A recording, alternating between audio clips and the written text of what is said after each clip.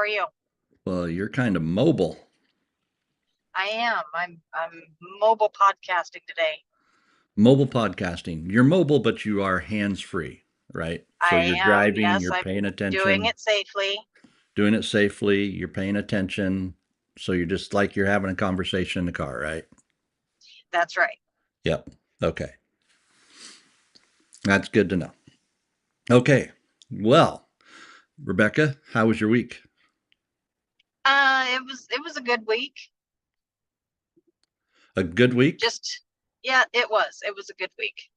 And it's actually like today, I think today or yesterday was the first day of fall, and it was appropriate because it was like 60 degrees and cool. And this morning sitting on the deck, it was dark and cool, and yeah, I love it. And and now you're out on the road where it's dark and cool and you love it. Yeah, I don't know about cool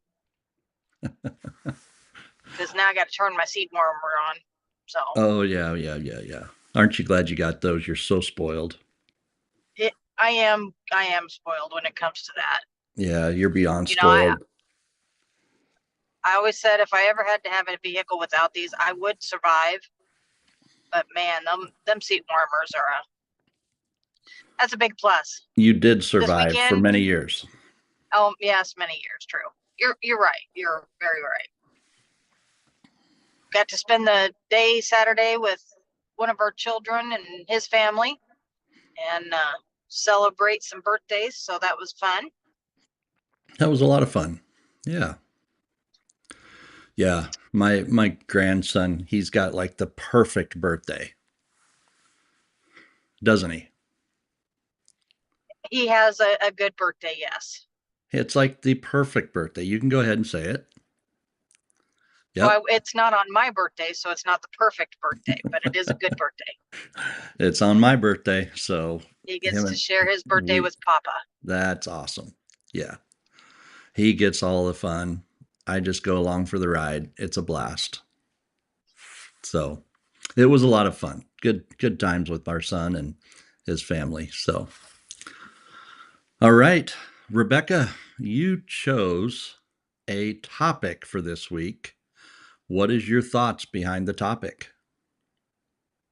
Well, as always, when I choose these topics, these are things that I that I struggle with. These are things that I have a hard time with, and this one is a big one. It's a big one personally, but yet it's a big one for our business. Uh-huh. It is a deterrent for our business sometimes, and I still struggle with it, but I'm better. And that is overcoming analysis paralysis is what the title is. Um,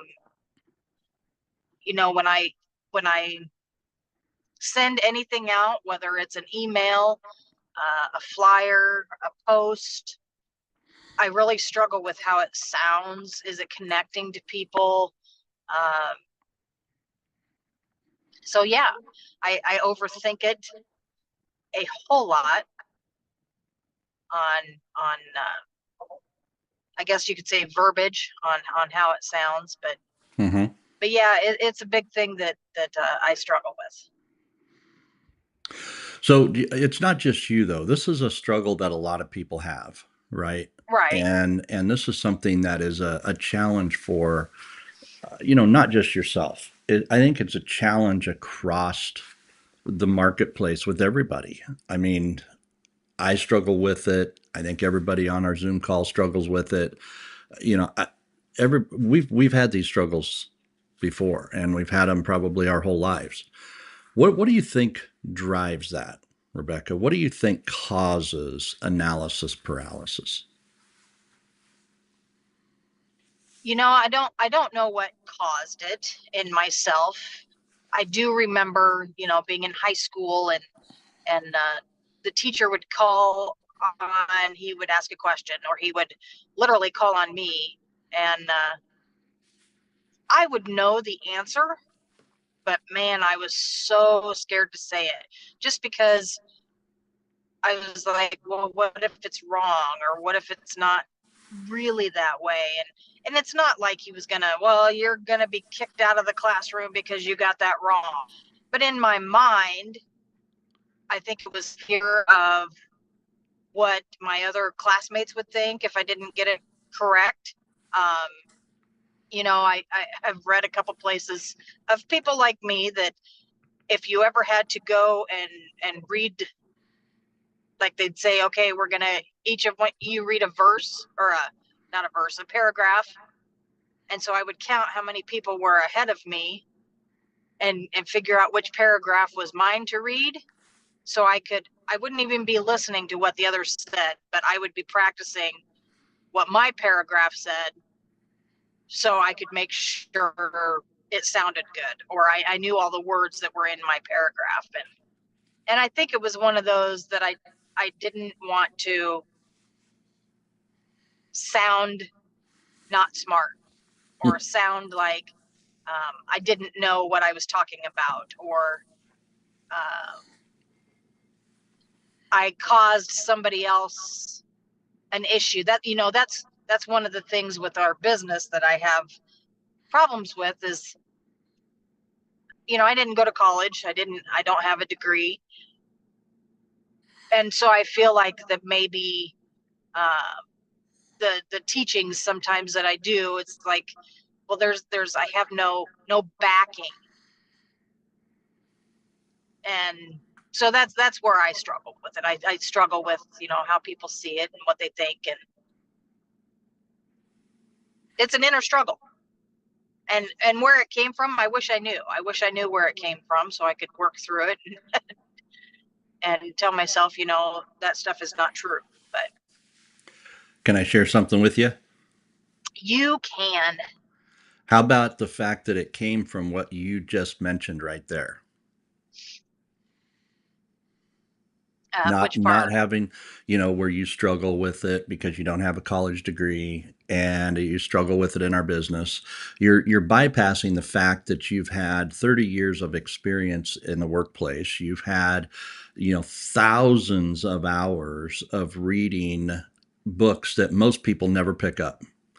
There's a statistic out there. I need to go find the statistic and share it with somebody, that the number of people who graduate college and then never read another book, right? And after graduating college and they don't read another book, what do you think that's doing to them in here? John Maxwell would tell you that going to college, getting your foundational education is just the starting point. All that does, all your college experience should show you, all your high school experience should really show you, is how to study. Because the rest of your life, you should be in growth mode. Growth doesn't happen as a result of an event of graduation. Growth happens over the course of your life when you consistently grow and build on a foundation that's solid. And that's where I see we get it wrong a lot. So, like myself, for example, I was an entrepreneur in high school and always had entrepreneurial tendencies, as you well know. You've lived through them.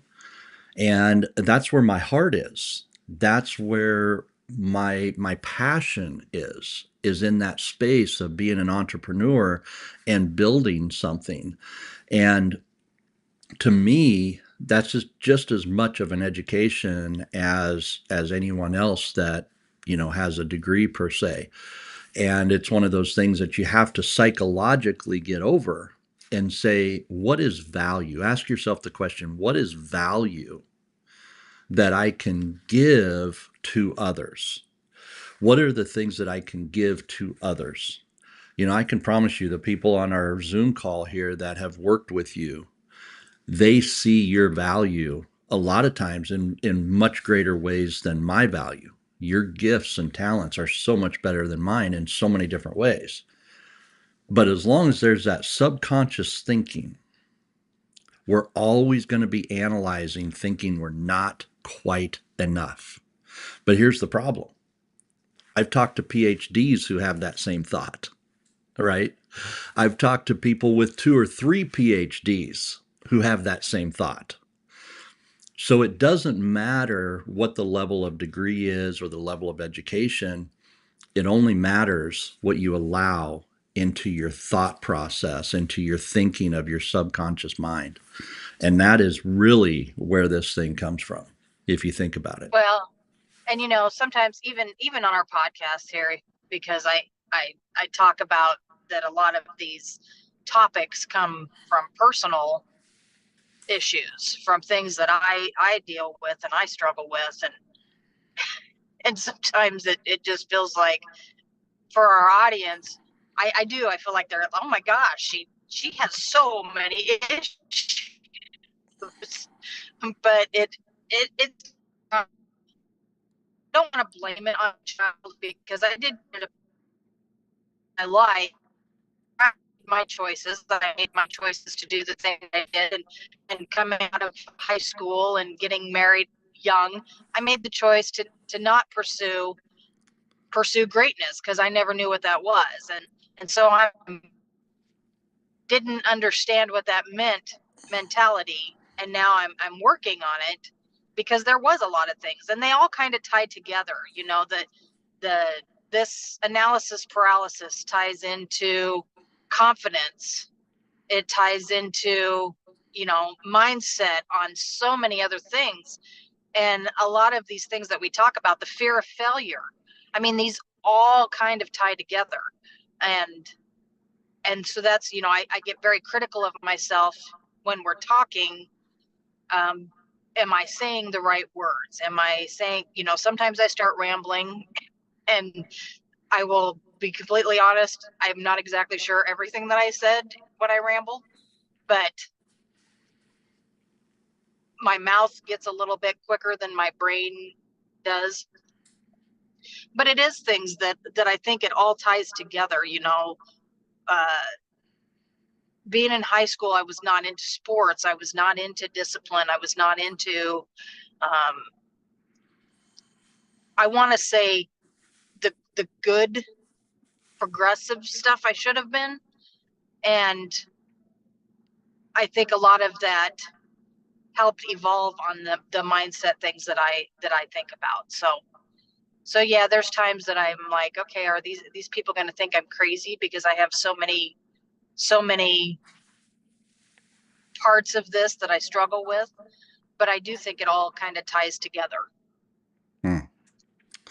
Well, I'm Does going to that make open it up. sense? Yeah, I'm going to open it up a little bit earlier to our Zoom audience. We have a good Zoom group today. I'd love to hear from them, and let's get some feedback from some of the attendees here, because I know I'm not the only one that struggled with this. You're not the only one that has. So let's see if somebody who on Zoom would like to jump in and share some of your stories, or maybe how you have overcome analysis paralysis or the overthinking stages. By all means, feel free to unmute yourself and come on in. Love to have you guys give us some feedback. One Go ahead. one of Go if ahead. somebody if somebody Nope. unmutes, let me know. Okay. I think one of the things that comes with this is the comparison. There's times I will see things and I'll be like, wow, that is so awesome. I mean, what they do, and my stuff does not even compare to what they've done. And I go back to my picture taking. I absolutely loved taking pictures. I did. And I let myself look at other people's pictures. Some of them were digitally enhanced, but I didn't look at the hours of time that people put into teaching themselves how to do a lot of that stuff. All I saw was the picture.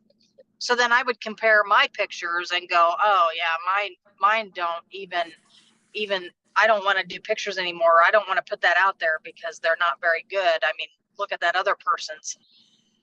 And I don't take into consideration all of the time that other person had spent to learn how to do all of those things. which in all reality, had I taken the time to learn all that stuff, my pictures would have been just as good. Or better. You have a natural gift for that. But it's so that analysis paralysis, you start getting that little voice in your head that says, oh yeah, that's good, but look at the other person's, look how great their stuff is. You asked me something the other day when I built that ebook, was, did I do the best of my ability? And if I'm being completely honest, I didn't, because I wanted to get it done. I just wanted to get it done and out there, but I didn't make the format match. I didn't, there was things that I did not do because I wanted to get it done. And when I have to ask myself, did I do it to the best of my ability? It doesn't have to be perfect. It doesn't have to be, um, just like these podcasts. I'm sure that we make mistakes or say things wrong or the wrong word, but it doesn't have to be perfect.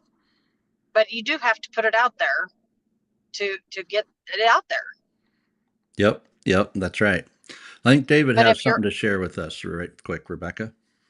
okay, Yeah, it's interesting what you're saying. Can you hear me? Sure yep, can. Yeah. Um, the difference between what you're calling analysis paralysis or just straight up procrastination. And Yep. I do suffer from procrastination, and I don't know that it's a case of making a decision. It's just you could say deferring a decision, but it's not. It's I think it's kind of different. It's not because I know or I'm wondering if I can do it. It's just suffering from procrastination. It's interesting if I uh, was traveling or something like that, and I've made the decision, right, we're going to go on vacation. I just, it's once the decision's made, it's super easy to spend money, which you think, oh, I shouldn't be doing this, but you do it anyway. And it's because the decision's already made. But, leading up to that, you might be kind of, well, I can't really afford this. Should I? Shouldn't I? All the rest of it. So that is definitely the analysis paralysis. But I don't know, with most work-related things, it's not wondering whether I should or I could. It's just kind of being, if you want a better word, kind of a little lazy. Just kind of pushing it off. Do I need to do it today or something like that? I suffer more from that. But um, yeah, you're also what you were just saying, Rebecca, about your photography. It's like, don't let perfection be the enemy of good.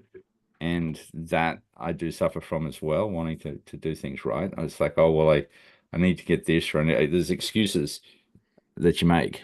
Like yeah, well, my camera's not good enough, like for a podcast, or my microphone's not good enough, or something like that. And so, um, maybe that is what you're talking about with the analysis paralysis. It's finding excuses, but um, yeah, it is. Once you've done it and you look back, you think, well, hell, that was easy. Like it was super easy. Or, yeah, I've done it. It doesn't sound as good or it doesn't look as good, but it's done. And so there is the overcoming that for sure. That, once you you go, you do it, you sort of think, wow, that's super easy. I'll get better as I go, but don't stop. So I don't know. David, an interesting thing about that, when we look across social media, there are people all the time putting stuff out here about audio. You got to make sure your audio is good, your video is good, this and that and the other. How often do we read something, see something, look at something, and go, "Oh my goodness, mine's not good enough. I don't do that, so therefore I'm not good enough." I think that's what you're saying, right? Well, yeah. It yes, it I guess it is. Um, it, yeah. I mean, I've certainly once you get to social media, I've I've made lots of excuses, and that's not procrastination. That is definitely me doing something I'm not comfortable with because I didn't. I have to kind of make myself use not reading social media, that's easy, but actually Mhm. posting something, that is definitely where I would suffer from analysis paralysis. It's like, well, how do I do this? What do I do? Um, you know, just having that confidence to actually not make a fool of yourself in public. Because Well, That and Go ahead, Kylan, Rebecca. you may I can't remember who the guy was talking about his podcast, but he said, you know, my first podcast was a whole lot different than my 101st podcast. And he said, going back and looking at it, and the lighting wasn't right, and the things that he said, and trying to remember everything that he said, and stumbling, and after his 100th podcast, it was a little bit better, but it still wasn't spot on perfect. But he said he kept doing it, and he said the difference between the first one and the 101st one was huge. Hmm. And and that's the thing, is he went out, he didn't sit there and go, oh, okay, so I can't put this out because the lighting wasn't right. Even looking back at some of the videos that we've made from when we first started, and I'm not saying that now is anywhere near perfect, because we still have a long way to go. But looking at the first ones compared to now, if I were to go back and still critique myself like I did, I still wouldn't be on camera. I mean, how long did it take for you to get me to get on camera? Hmm. Because of the analysis, do I look okay? Do I sound okay? Instead of being me. And there was another one of our speakers the other day that we were listening to that talked about, you just have to be you and have a conversation, not reading off a script, not reading off but have a conversation. And it took me a long time to do that. Hmm. Well, that's part of the reason why we do what we're doing here, Rebecca. It's the idea of, getting in front of people and just putting yourself out there. David, like yourself, I'm listening to this, and I know you and I have talked a little bit about your audio and this and that, but whatever you're doing right now sounds great. Sounds really yeah, good. it's funny. I recorded something, two videos just recently. They sounded awful. I thought I'm using this microphone. I didn't realize that the other microphone, it wasn't until afterwards that I was listening to it that it had inadvertently flipped back. And it's like, now do I go back and re-record it, or do I just put it out there?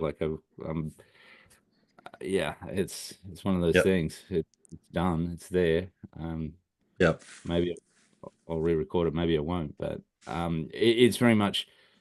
I don't like putting myself out there in front of people on social media. I don't know why. I use it a lot. It's like I'm a Facebook stalker. I don't tend to want to tell people what I'm doing. I like to know what they're doing. It's just maybe it's a generational thing, but I don't like to live my life in the spotlight.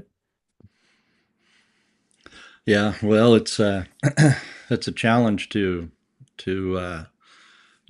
be successful and not be in the spotlight, at least at some level, right?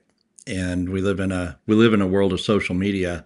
This is an interesting topic, again, because of analysis paralysis. Let me give you a quick story. I met a guy here 2 years ago, 3 years ago, and the guy is a master at kicking a football, American football, David, not like the one you're used to, but it, Hey, but all the punters are Australian, so that's all right. yeah.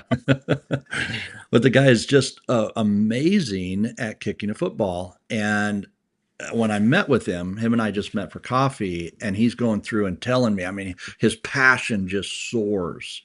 And I just went through, and it's like, man, he was telling me all the processes and things you have to do, and things, lining up to the ball, and all these different things he's going through it, and he's just super excited about it. And I said, man, why don't you make a course on this? I said, this is absolutely amazing. And he goes, oh, no, no, no, I'm never going to do that.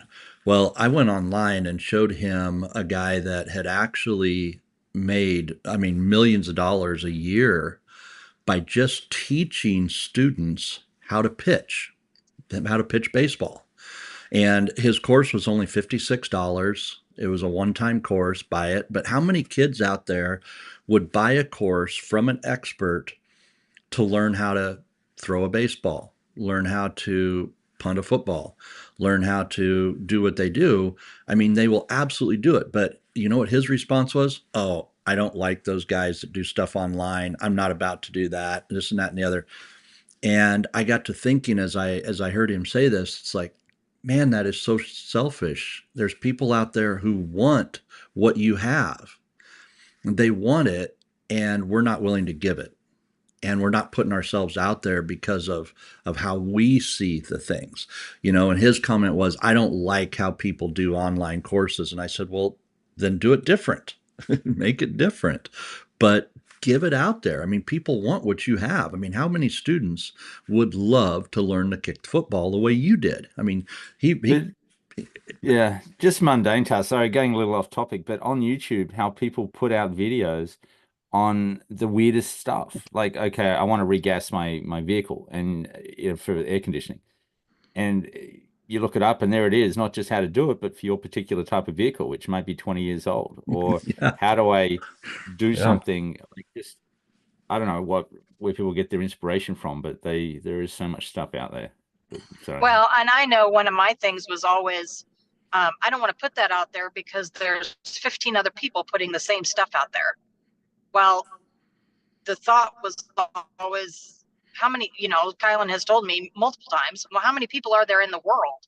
Do you think those other 15 people are touching everyone? And maybe you resonate with someone that they didn't, which looking at it that way. So, our topic today is overcoming analysis paralysis. So what is it that we need to do to overcome that? And I can think of a couple things off the top of my head. And one is, and I know Kylan's going to throw this back in my face because I don't do it very often, but one is really. um, practicing. Yes, practicing, taping yourself while you're driving down the road so you can turn around and you can listen to yourself. You can hear what you sound like. You can hear, oh, I say a lot. I say a lot. I need to figure out how to work on that. And just things. So practicing. And the other part is if there's something that you're not comfortable with, read up on it. Canva, I love Canva because it's a drop and paste type thing. But sometimes I just want to come up with something original and make my own. Well, I don't know how to do that. So what do I need to do? I need to learn how to do that. And they have, kind of like David said, they have tutorials for everything. And you've just got to take the time to learn it. There are tons of videos out there on how to become a speaker, how to speak. Um, and they don't cost anything. You just have to take the time to listen to them. So when you're thinking of overcoming analysis paralysis, just think of that. And if you want something to make yourself feel better, and I don't know if this is right or wrong, but go look at some of those bloopers. I watch, I know I say, a lot. I just noticed that. I watch Amy Porterfield, and she is so smooth on her videos now. But same thing, if you go back and watch her videos, same thing.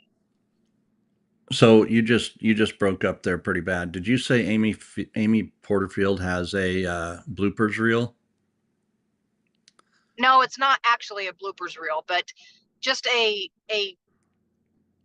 video from when she first started to what she does now.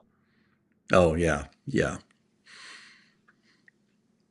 Well, I mean, the same is true here. I mean, you go back and look at your first Monday Mind Shift. That was just a few months ago to where you are now. You're a lot more comfortable now.